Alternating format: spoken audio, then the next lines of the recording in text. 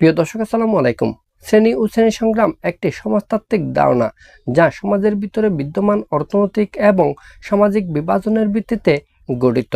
এই ধারণাটি মূলত কার্ল মার্কস এবং ফ্রেডরিক এঙ্গেলসের তত্ত্ব থেকে উদ্ভূত, যেখানে তারা সমাজের ইতিহাসকে শ্রেণী সংগ্রামের ইতিহাস হিসেবে ব্যাখ্যা করেছেন।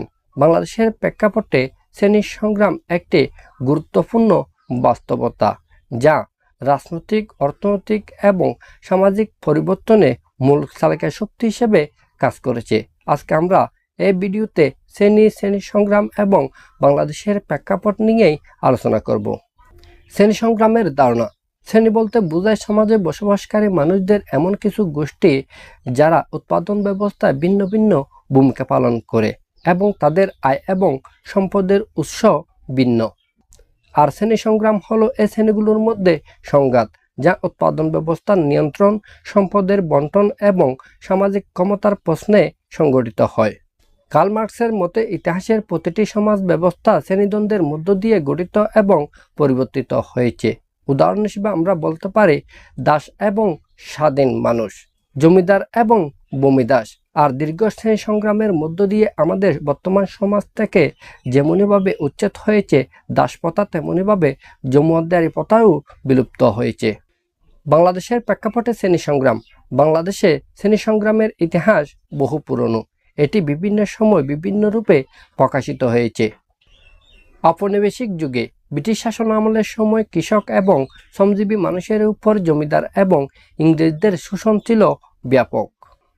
আর এই জন্য মূলত নীল বিদ্রোহ, তেভাগা আন্দোলন এবং কৃষক বিদ্রোহের মতো শ্রেণী সংগ্রাম করতে হয়েছে এদেশের জনগণকে, এদেশের কৃষকদেরকে। মুক্তিযুদ্ধ এবং জাতীয় সংগ্রাম। পাকিস্তান আমলে বাঙালিরা রাজনৈতিকভাবে এবং অর্থনৈতিকভাবে বঞ্চিত ছিল। সেই সাথে এদেশের সম্পদ প্রচার করে পশ্চিম পাকিস্তানে গচ্ছিত করে অট্টালিকা তারা তৈরি করেছিল। ফলে বাধ্য হয়ে এদেশের জনগণ জাতীয় সংগ্রামে উদ্বুদ্ধ হয়েছিল।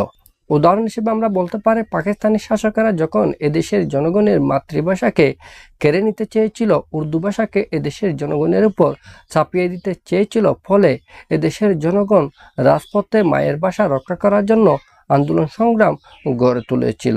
সেই সাথে শিক্ষা আন্দোলন সহ স্বৈর শাসন বিরোধী আন্দোলনেও এদেশের জনগণ ঐক্যবদ্ধ হয়েছিল এদেশকে একটি স্বাধীন সার্বভৌম বাংলাদেশ প্রতিষ্ঠার দিকে এগিয়ে নিয়ে গিয়েছিল।